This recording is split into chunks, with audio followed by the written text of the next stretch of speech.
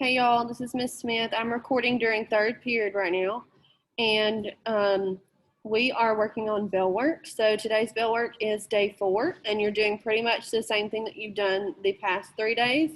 So you can just use synonyms for some of the words that are in the bell work to write your own sentence, or sentences. There's 2 sentences for today, or you can switch up the topic but write something similar. So as long as you write something similar but that's still different, it's in your own words for the most part, I will accept it.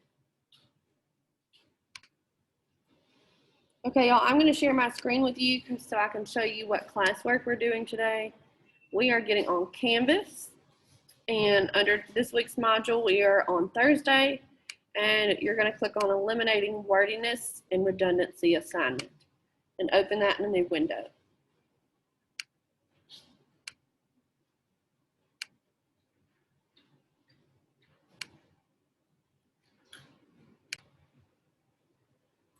Okay, y'all, I'm going to share my screen with you, you virtual people, and show you what we're doing. So today we're talking about my words don't work this morning.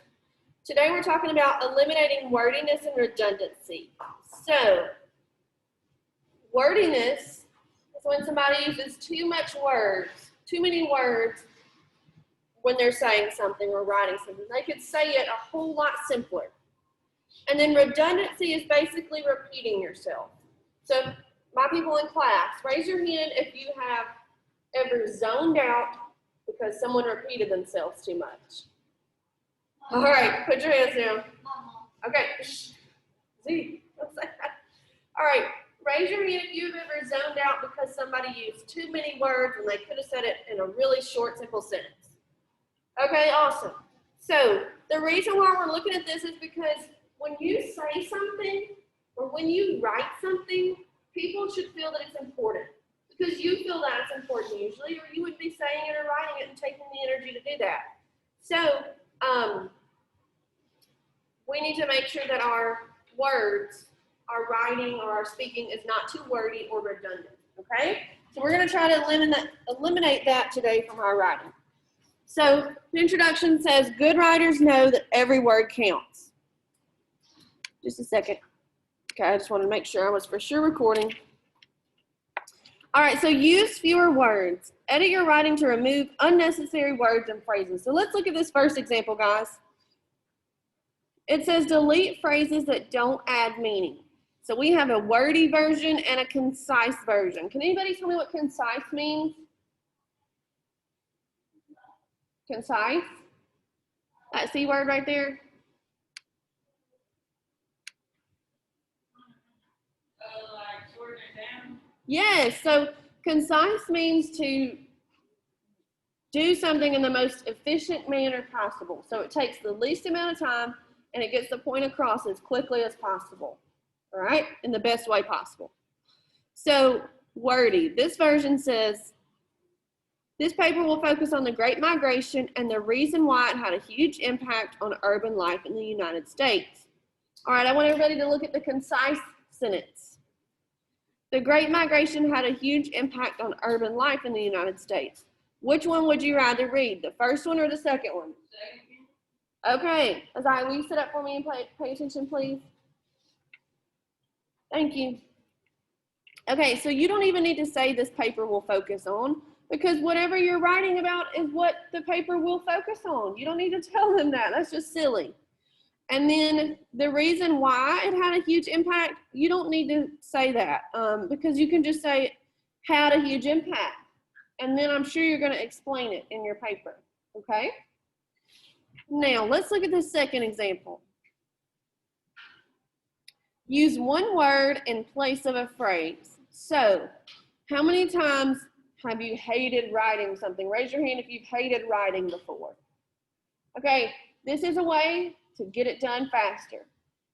Don't use several words when you could just use one word. All right, so look at this example. The wordy version says, during the time that World War I broke out, factories in northern cities had a need for more workers. Okay, we can shorten that. Instead of saying during the time that, we can simply say when. Y'all like that better? Instead of saying had a need for, you could just say needed. Y'all like that better? Which one would you rather read, wordy or concise? Me too. All right, and finally, look at this second bullet point. Delete repeated information. Delete or combine words and phrases that repeat ideas. So we don't like to listen to people repeating themselves. It's annoying. If we heard it the first time, if we paid attention the first time, we don't want to hear it all those other times. Chris, is your mask on? Thank you. All right, so avoid repeating words or ideas. Look at the repetitious version. Y'all, it goes on to the third line, but the better version doesn't even finish the second line, okay? It just froze. Okay, so give it just a minute, let it rest, and just look at my screen, okay, honey? All right. By the end of 1919, 1 million African Americans had left, leaving the South for cities and urban areas like Chicago, New York, and Detroit. Are had left and leaving basically the same thing? Yeah. Had left and leaving, are those basically the same thing? Okay, yes. So we only need one of them. So this one on the bottom has had left. Are cities basically the same as urban areas? You may not know the word urban yet, but I will go ahead and tell you that those are basically the same. A city is an urban area typically. So they just use the word cities down here. Which one would you rather read? Repetitious or better? Better. Me too. All right, so let's look at the guided practice. There's not many on the first page. There's only 3. Yay. Revise each sentence to eliminate wordiness and repeated ideas. So let's look at the hint. Y'all see the hint? Ask yourself, which words can I delete without changing the main idea? Which phrase can I replace with just one word? So let's look at number 1. Everybody look at number 1. I'm going to zoom in on my screen. The Great Migration was the largest, biggest mass movement of people in U.S. history. What can you get rid of in that sentence? Zion? Biggest. You can get rid of biggest. What else can you get rid of? Chris? Mass. So take out biggest and mass, and we're going to retype it.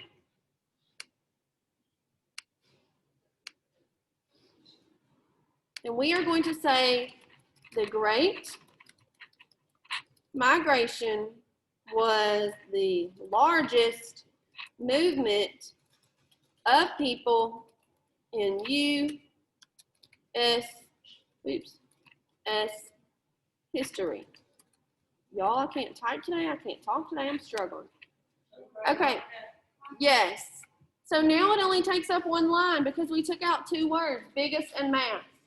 Do largest, biggest, and mass all mean basically the same thing? Yes, so this person was repeating themselves. It sounds kind of silly to say all 3 of those. You don't need all 3, so just use largest.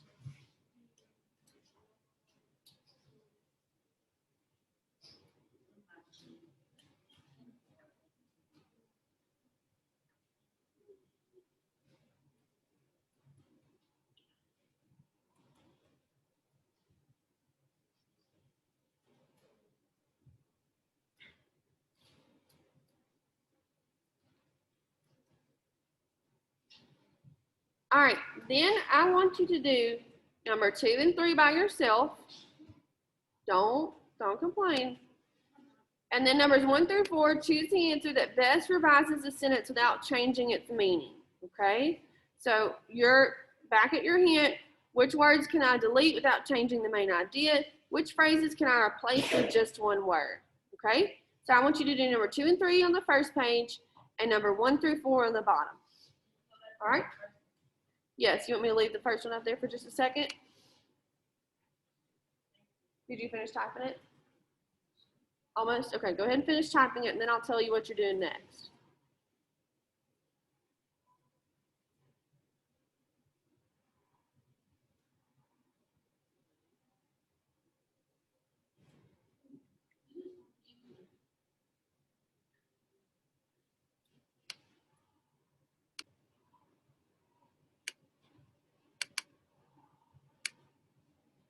Okay, y'all, raise your hand if you have heard the song "The Bigger Picture" by Lil Baby. Bigger Picture, or The Bigger Picture by Lil Baby. 2 or 3 of us have? 3, 4? Okay, so it's a really popular song right now. Now, I know the lesson that we just talked about avoiding repetition. But sometimes you want to use repetition, especially in songs, okay? Do you notice this first line? It says the main message here, the main message here, the main message here. What is he wanting to tell you? The main message. He wants you to get the main message. He is trying to get his main message across to you. Okay. So look at the difference but repetition in the next 3 lines. It says, is that they want to see those officers involved. They want to see those officers arrested. Officers arrested. So somebody told me the similarities between the second and third line.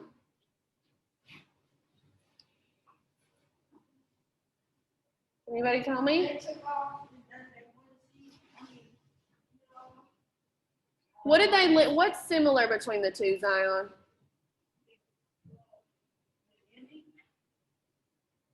Almost the ending. So both of them say they want to see those officers, okay? And the first one involved says, or the first one says involved, and the second one says arrested. But notice that the next one, the fourth line says officers arrested. So it's more important that they are arrested than that they're involved. Yes, they were involved, but the main message here is that they want to see those officers arrested. Okay? Does this make sense? He wants us to know that that is his main message here. And then he cues in on our emotions, okay, by repeating this phrase right here, I can't breathe, I can't breathe. Okay? So in this case, do we think repetition is a good thing? Yes. And we like repetition in songs because it's catchy. And he uses repetition right here, not just to be catchy like a normal song, but because there's such a powerful message behind this, he uses repetition here to show you what he wants you to see. Okay? So, just anybody who listens to it. Adults, kids, whatever. All right, so it's hard to go from something really deep and emotional like that to something like I excel. But I know that y'all need some help on your I excel from yesterday. So raise your hand if you finished your I excel from yesterday. You've got a 75 or above. All right, then I want to see every single person on this. Every single person. Okay, Chloe, I know we have a situation. Are you allowed to borrow a laptop?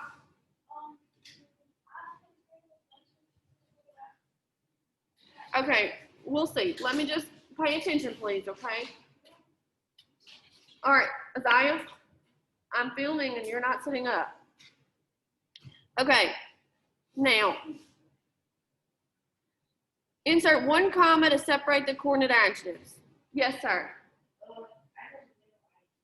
At all? Not this year? Y'all, what's your password?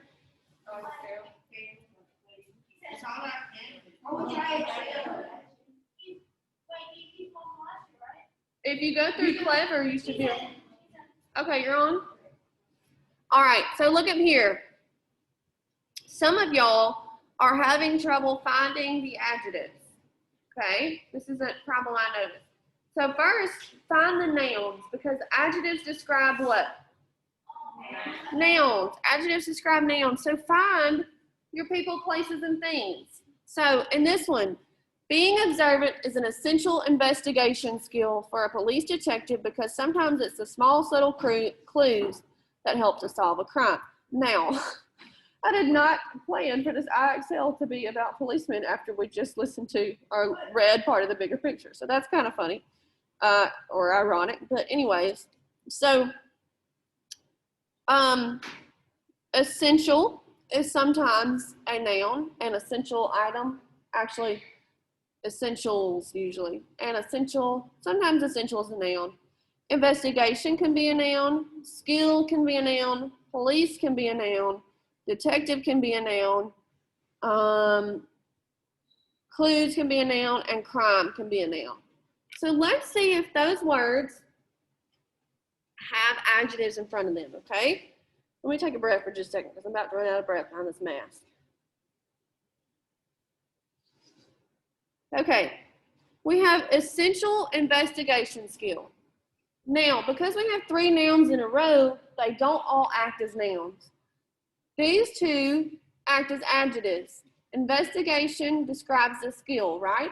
Because it's an investigation skill. Essential describes the skill or the investigation skill. So we'll come back to these. There's not a word before police that describes it. Okay? There is a word before detective that describes it. What is it? What word up here describes detective? No, right before it. Police. This person is not just a random detective, they're a police detective. They work for the police department. Okay. Clues.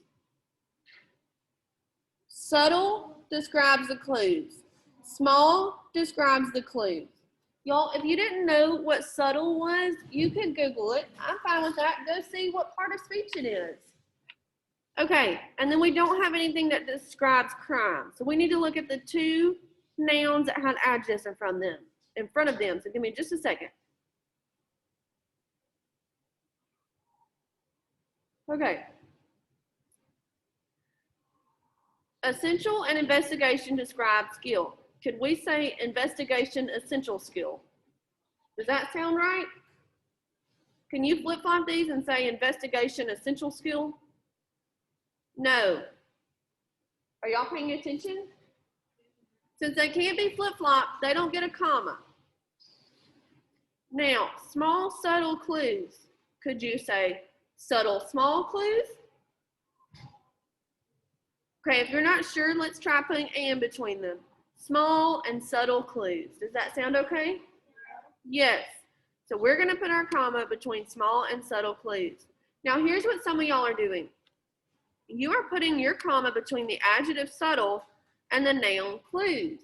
That's wrong. Okay? So put it between small and subtle. Put it between your 2 coordinate adjectives.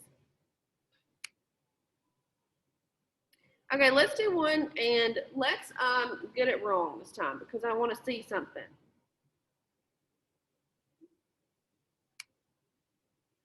All right, you don't know what this is. Dune de Pilat. We don't know, so we're going to go Google it.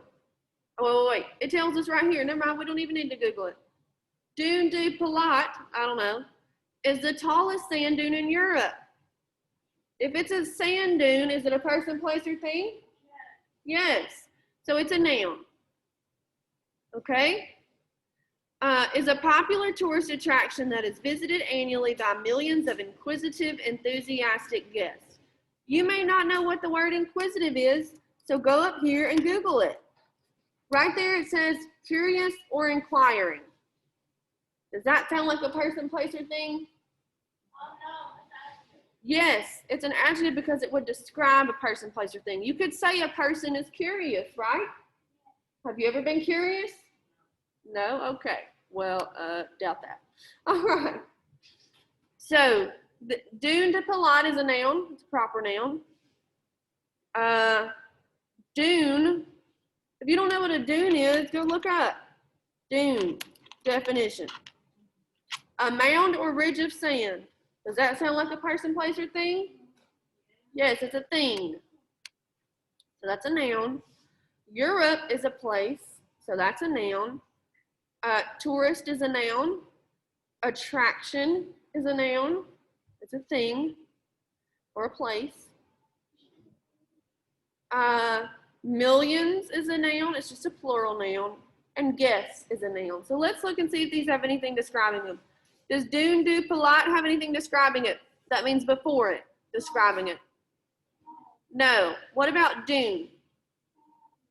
Yes, sand. I forgot that sand can also be a noun. What else? Tallest. So we need to come back to tallest sand dune. Is there anything describing Europe? No, N does not describe it. Is there anything describing tourist? Popular. Is there anything describing attraction? Tourist, because it's a tourist attraction, so we'll come back to that one. Is anything describing millions? No. Is anything describing guests? What? What else? Inquisitive, so we'll come back to that one. So what we're going to do is each one of those that I said we're going to come back to because it has two adjectives, we're going to see if we can swap them. So tallest sand dune. Can you say sand tallest dune? No, that does not sound right. So do we put a comma there? No. Okay. Popular tourist attraction. Can you say tourist popular attraction? Does that sound right? Tourist popular attraction? No. All right, so we got to leave it. Okay. Inquisitive, enthusiastic guess. Could you say enthusiastic, inquisitive guess? Yes. So we put our comma right there between inquisitive and enthusiastic. They go between them. But I want to get it wrong so we can see what it says at the bottom. I'm going to do what y'all do sometimes and put it between the adjective and the noun. Now, this is not correct. I'm just doing what you do sometimes, accidentally. Sorry, incorrect. Okay, explanation.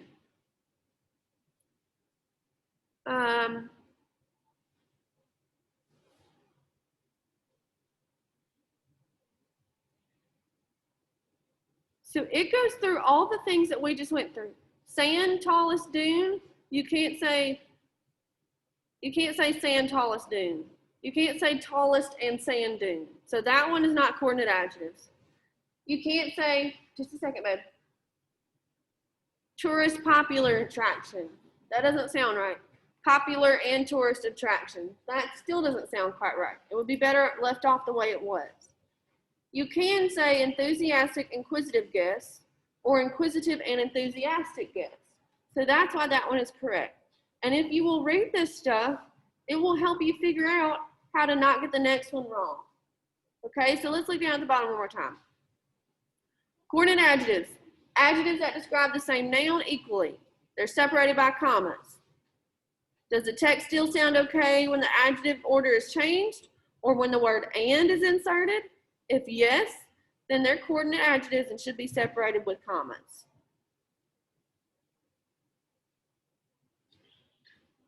Okay. I know y'all hate reading that stuff at the bottom, but it sure would help. All right, give me just a second and I'm going to stop recording. I'm going to stop recording, but I'll stay here for who's here.